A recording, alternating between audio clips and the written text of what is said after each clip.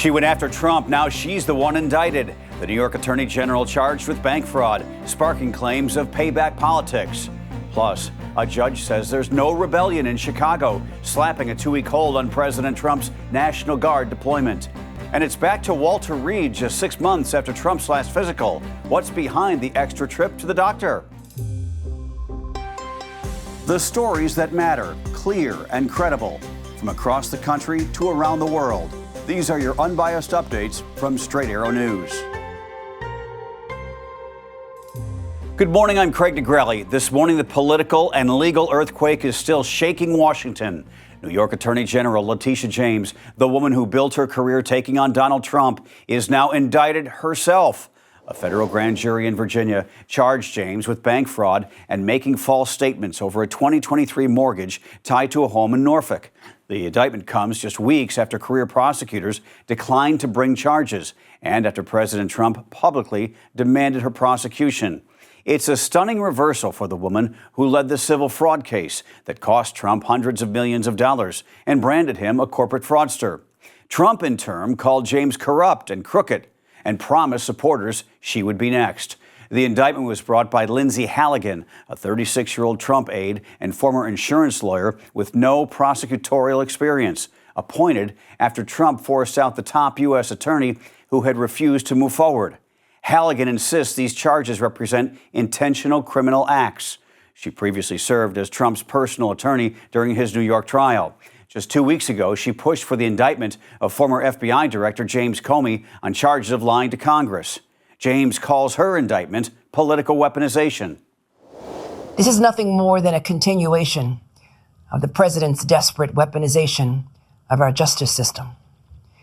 He is forcing federal law enforcement agencies to do his bidding, all because I did my job. His decision to fire a United States attorney who refused to bring charges against me and replace them with someone who is blindly loyal not to the law, but to the president, is antithetical to the bedrock principles of our country. Trump's Justice Department Weaponization Working Group Chief Ed Martin posted on X, "Promises made, promises kept." James calls the charges baseless and vows to fight them. Her first court appearance is set for October 24th in Norfolk. A deal years in the making. This morning, Israel has formally approved President Trump's ceasefire plan, paving the way for the release of every remaining hostage and possibly the end of the war in Gaza. Under the agreement, the ceasefire is expected to take effect within 24 hours. But overnight, new strikes were still reported in Gaza even after the announcement. In a statement, Prime Minister Benjamin Netanyahu's office said his cabinet approved the outline of the deal, promising the return of both the living and the deceased hostages. The agreement also calls for a phased withdrawal of Israeli troops, a series of prisoner exchanges, and increased humanitarian aid deliveries into the Strip. Crowds poured into the streets of Gaza City, celebrating the news, many hoping to return home after months of displacement. President Trump says he plans to travel to Egypt for an official signing of the ceasefire deal. I think it's going to be great. I think it's the hostages will be coming back Monday or Tuesday. I'll probably be there.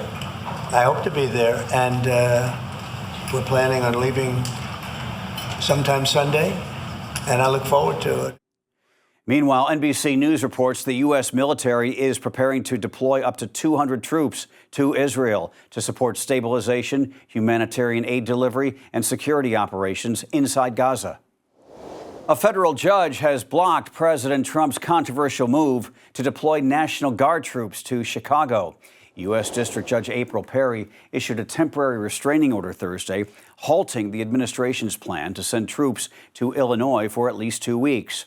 In her ruling, Perry called the Department of Homeland Security's assessment of ICE protests in the city unreliable, saying she found no credible evidence of rebellion in the state.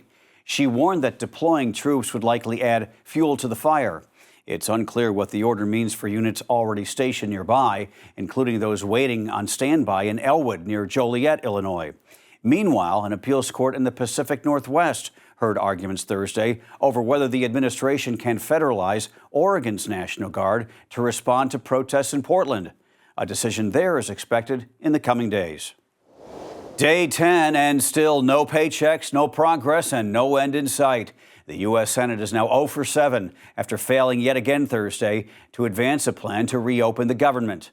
The latest Republican bill, passed earlier by the House, fell short in the Senate 54 to 45, with 3 Democrats, Fetterman, Cortez Masto, and King, crossing the aisle. Still, that was not enough to clear the 60-vote hurdle. So, Washington heads into the weekend with the federal government still closed, with no plans for the Senate to return until late Tuesday afternoon.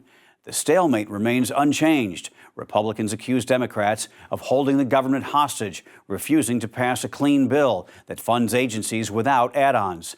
Democrats, meanwhile, say Republicans are blocking a crucial extension of Obamacare subsidies that millions rely on, that if not extended, will cause premiums to skyrocket. President Trump heads to Walter Reed this morning, his second trip this year for what the White House now calls a semi-annual checkup.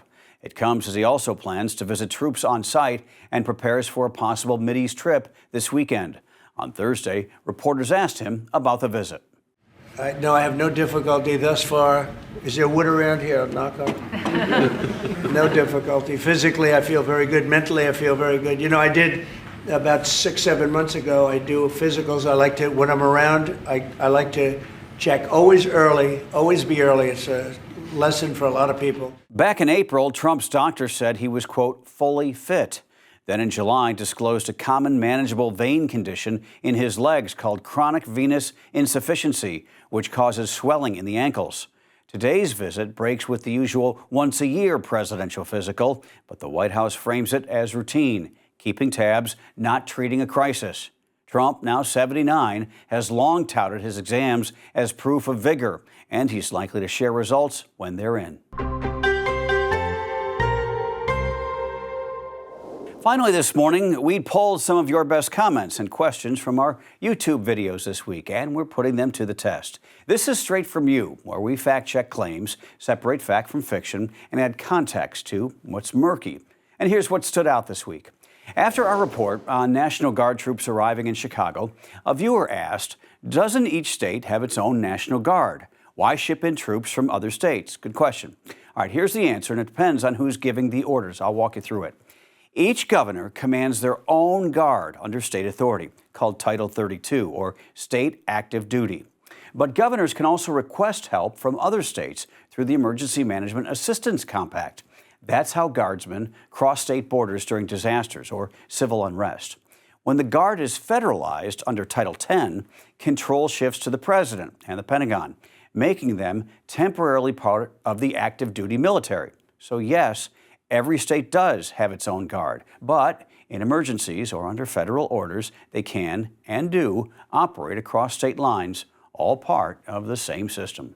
Okay, on to the next one. In our story on the FAA's modernization push, one viewer had a different idea.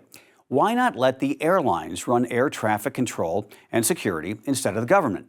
It's an idea that's actually been floated before, but has never really taken off, if you will. The first Trump administration pushed to privatize air traffic control, pointing to Canada's model called NAV Canada, a nonprofit system funded by user fees that upgrades tech faster and stays out of politics. Supporters said the U.S. should follow suit. But critics warn that America's airspace is far bigger and much busier, and that privatization could hurt smaller airports and drive up costs. The idea eventually stalled. Now even major airlines and the Air Traffic Controllers Union agree we should focus on modernizing the FAA, not replacing it.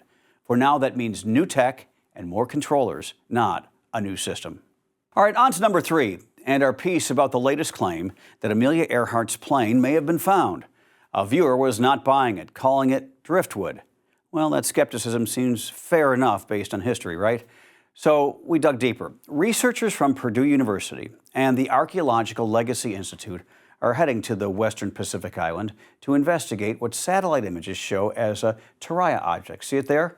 A bright shape in a lagoon that might match Earhart's 1937 Lockheed Electra plane.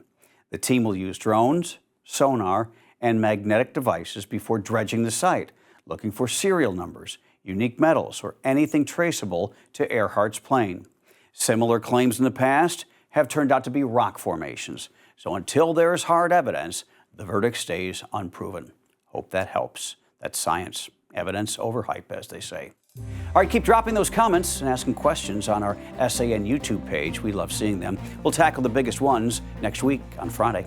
Also, check out more of our stories on the app, where unbiased is not a tagline, it's actually certified. All Sides calls us unbiased. NewsGuard gives us a perfect score for reliability. Facts first, without the spin. Those are your unbiased updates for this Friday. We'll see you back here on Monday. For all of us here at Straight Arrow News, I'm Craig DeGrelli. Have a fantastic Friday and a great fall weekend.